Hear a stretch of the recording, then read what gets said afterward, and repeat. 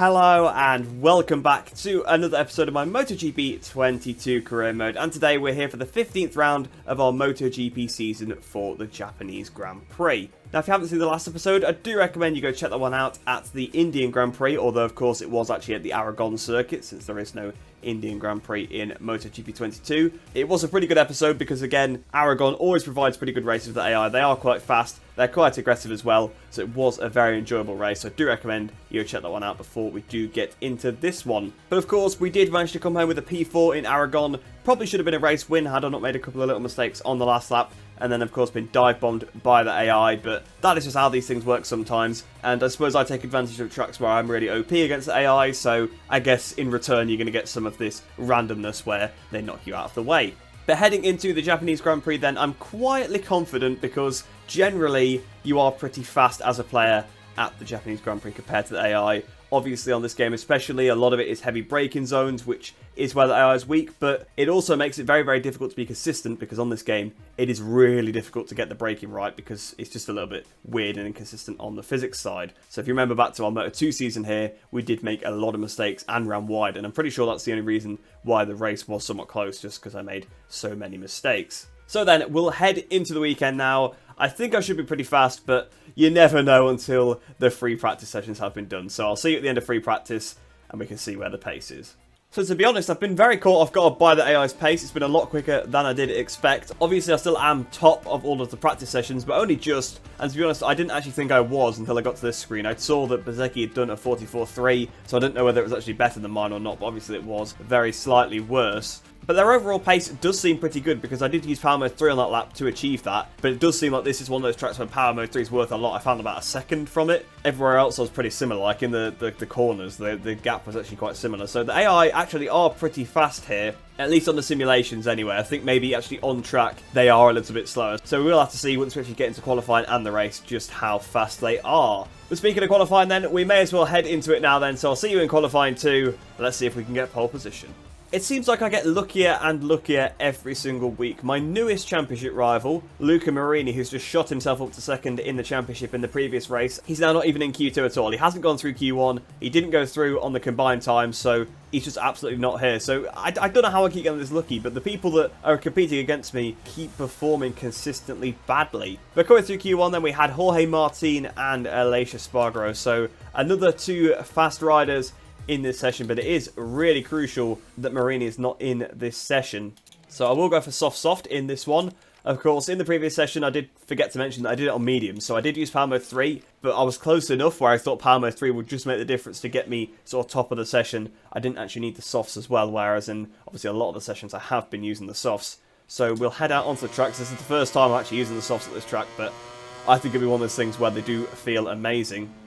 Although granted, a lot of the times the heavy braking circuits, the soft isn't great because obviously the soft doesn't quite give you the rigidity on the brakes to stop it quite well. But again, like I said before, going into the weekend, it's just so hard to be consistent here. The physics obviously on this game are a bit weird in terms of the brakes, but also it's just this track sucks you into the corners. You always feel like you can brake later. So as we start this qualifying lap, we've got to make sure it's nice and tidy. Well, I've run wide at the first corner, so it's a good start. Obviously, I didn't invalidate my lap, I didn't go off the track, so it's fine, I'll keep going, but I probably lost a few tenths there. So here we are then, up towards the line. What's this lap time going to be? 44.1, so my fastest of the weekend, and I think the fastest lap, of course, overall of the weekend, therefore. So I'm not sure whether that will particularly be good enough. It should be. I can't see the AI finding a lot of time. It'll at least be good enough for a good qualifying position anyway. But I'm surprised that the time wasn't quicker with the soft tyre, but maybe the previous lap was just ridden better. So there we are then, 44.1. I'll probably sit out for a little bit now and see what the AI can do and see if they can match it. So at the end of the session then, it was very, very close, but we did just edge out pole position ahead of Marco Bezzecchi. He literally did that time right at the end of the session as well. I did think it was going to be Bagnaia before that one. But once again, those two separated by virtually nothing.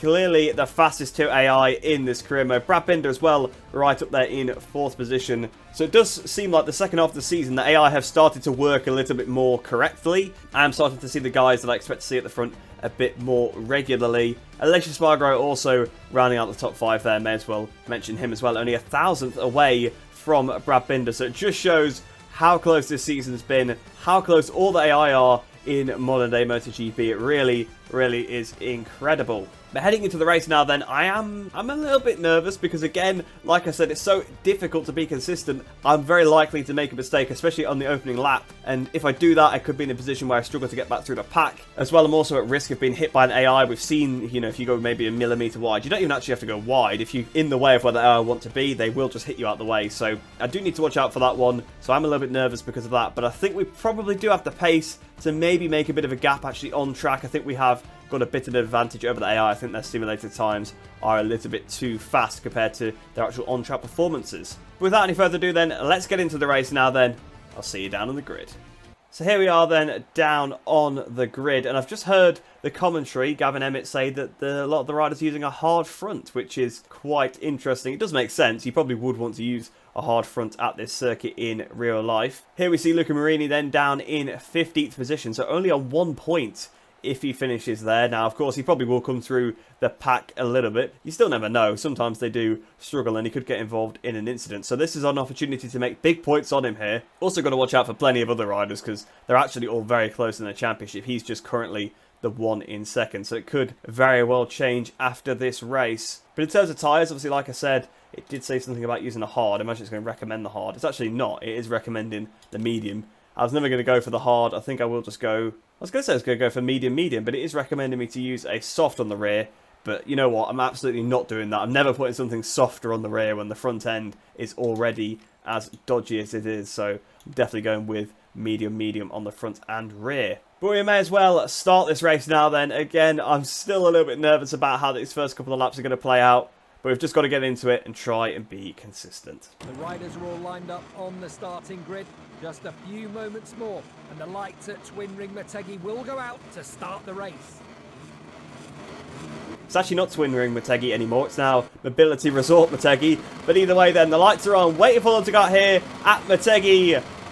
Lights out and away we go. We've had a pretty good start there on the run down towards turn one. The two other Ducatis on the front row haven't managed to mug us. So it was a Ducati front row lockout at Honda's home of Motegi. But we've got the lead so far, 6 tenths of a second already. 7 tenths through the first corner. Bagnaia has maintained second position. In fact, actually he's taken second position because, of course, it was Bezzecchi in second before. Brad Binder moves to third, and Bezzecchi himself has dropped down to fourth position. We've already got over a second lead, so I feel like this could be one of those races where we do pull away and dominate. I just need to be careful. Like I said, a mistake could be quite costly here, and I think I've just made one. And I absolutely have, straight off the circuit, and straight back into the clutches of the AI, although I've got a bit of a lead still. In fact, still got about a second, so I think I actually managed to get away without losing too much there. I think I gained so much on the entry that I didn't actually lose that much, so we've kind of got away with that one. But like I said, I need to be just more careful, because it is so difficult to be consistent on the brakes in this game, because the brakes are just so strange, they don't give very good feedback. But they made a little bit of progress then, they're now back under a second, but I think we're still safe for now. So as we end this first lap then, we've got 1.4 back to the AI, so a pretty healthy lead. But definitely one I might want to manage a bit, because I know at the end of the race they probably are going to come back at me. They usually do when it's one of these races where I'm about a second ahead.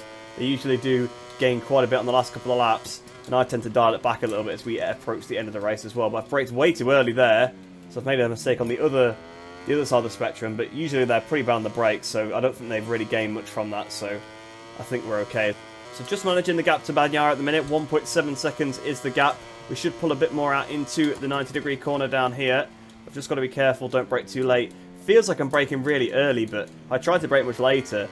I end up running wide, and I'd rather not really lose a load of time to the AI. In fact, I think I did lose a little bit to them through that. And we definitely lose through the victory corner, because just the change of direction is so sluggish. It's not like what it used to be. It used to be one of my favourite corners on this circuit, actually. The little flick there.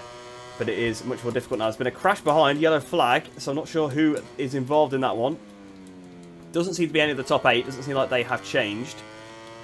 So it could very well be Luca Marini. That could be our lucky day, or Marc Marquez, or Jack Miller. See these riders all towards the back of the field.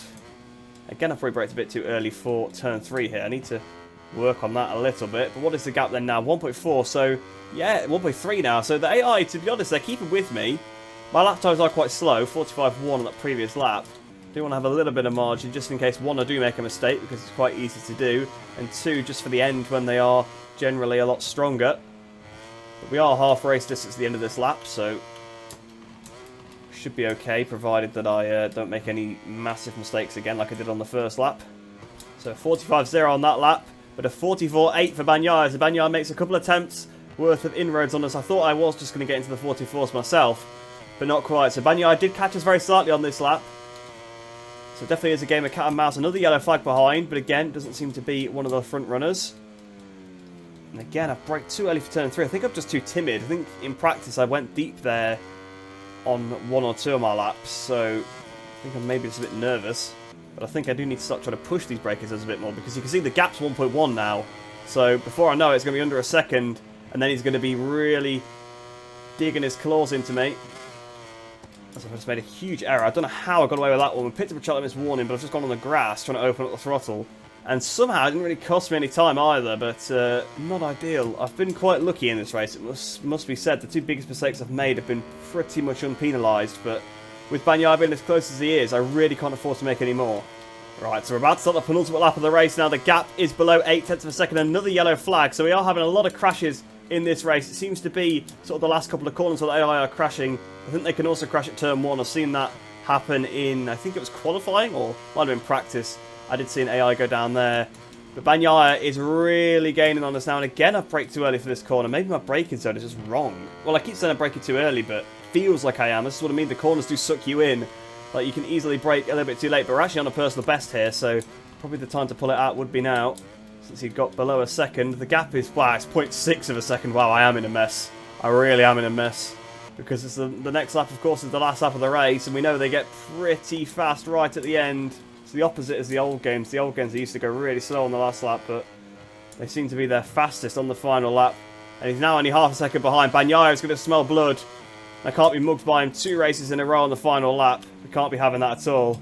I'm really trying. I did have a good section there. Fabio Quartararo has just crashed behind, so finally one of the front guys seems to have crashed. But now Bagnaia is literally 0.4 behind me as we start this final lap. This could not get much closer. I'm sure Bagnaia is going to try and send it at some point on this lap.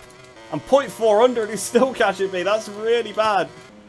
Here comes Pecco. He's luckily inside the 130R. You can't go into 130R, Pecco. Come on. You have to be somewhat safe with me. And he's going for the move again. There's another yellow flag behind. I picked up a Charlotte's one. I think that's a little bit unfair because I did again try and pick up the bike to give Bagnaia a little bit of space. I just touched my front wheel on the grass, although I suppose that would be a crash in real life, so I suppose I can't complain too much about a Charlotte's one, but Bagnaia is right there. My lap time is absolutely nowhere. He's got so much more straight line speed than me, it seems. I think we are going to have to use a little bit of power 3 down the straight towards the 90-degree corner. He's right there as we come out of the hairpin curve. Here we go then, down towards the 90-degree corner. This is where so many races have been decided at Motegi in the past. I've done a massive stoppie on the way in. No, no, no, no. Do not run wide. Do not run wide. Do not allow Bagnaia through. He is still right there. Only 0.2 of a second. You know what the AI are like as we go into a section where I do really struggle to change the direction. Here we go through the victory corner. He's looking at the inside. Here we go out the last corner. Is Bagnaia going to drag me to the line? I think he might do. Here we go. We're going to win the Japanese Grand Prix right at the death. Bagnaia was miles faster than the AI behind. That's unbelievable. 44.6. You know that one's legitimate as well because we crossed the line at the same time. That's ridiculous. 61 thousandths of a second we've just won that race by. I thought I had him covered at the end because I did a really good first sector. I braked really late into turn 3. Got it stopped. I was under by 0.3. He'd gained a bit back on me and then I bit off a bit more than I could chew into turn 4. I went a bit wide, then on the curb on the exit, and that just closed him right up behind me. He had a look into 130R. He had a look in the chicane. I had him okay into the V corner. He looked a little bit into the hairpin curve, but he was a bit too late. Nothing he could do into 90 degree. They couldn't touch me there all weekend. And then I just tried to make sure I got the chicane and victory corner just right, but he was right there. It was super, super close. I really did enjoy that one. It was a much closer race than I expected. So fair play to Bagnaia for pushing me that hard then. Brad Binder ended up in 3rd place, just over a second off the back of us. But those guys were miles ahead of everybody else. You can see Bezecchi in 4th, 2.9 off. Viñales 3.5, Zarco 3.7, 4.4 for Aleix, 4.9 for Bastianini. Of course, there were a fair few crashes behind, so maybe that was why they were a bit more spread out. But looking at the championship standings then, it seems pretty much all my rivals that were high up have not done very well here. We've gained a full race wins worth, it seems, on Luca Marini. I think we had a 55-point lead over Marini previously, so he must have scored a couple of points in that one, but he didn't score very well. So we've now got a 77-point lead heading to the last few rounds of the championship, which is pretty incredible. Bagnaia actually could very well finish second of the championship here because he's only 82 points behind now, which is unbelievable. Think back to that middle part of the season. Bagnaia was crashing every race. He crashed out of Le Mans as well earlier on in the season. I think he'd crashed out some other high-profile races and just not performed. But now he's ahead of people like Bastianini, Miller, who in the midpoint of the season really were my rivals. He's only 5 points off second place in the championship now. He definitely could get second place in the championship, which really would be a turn of events considering how poor his season's been overall. He's really starting to pull it back. In the Teams Championship then, we now have a 43-point lead over Mooney VR46 in second position. Ducati Lenovo actually moved back up into third in the championship because they finally, well actually I was about to say they surpassed Red Bull KTM Factory Racing, but they haven't. They're actually tied. They're tied for third place in the championship, but I guess on countback, Bagnaia doing a better result has put them ahead. Prima Pramac are in fifth, Aprilia Racing up to sixth. Monster Energy Yamaha down to 7th, Repsol Honda 8th, and RNF in 9th position.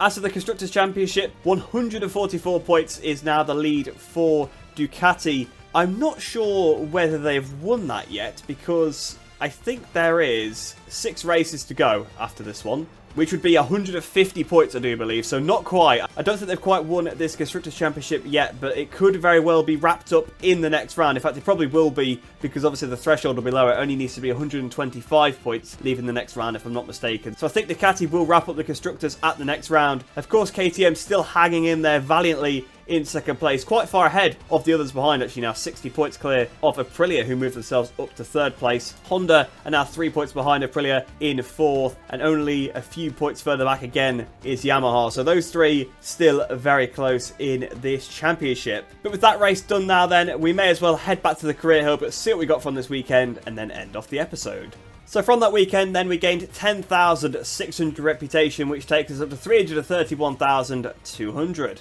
As for the credits, we gained 30,280, which takes us up to 921,858. So I think we probably will be a millionaire by the end of this career mode, which would be pretty good to end off the game with. But here we are then, back in the career hub. We seem to have got a contract proposal. It's for our current team.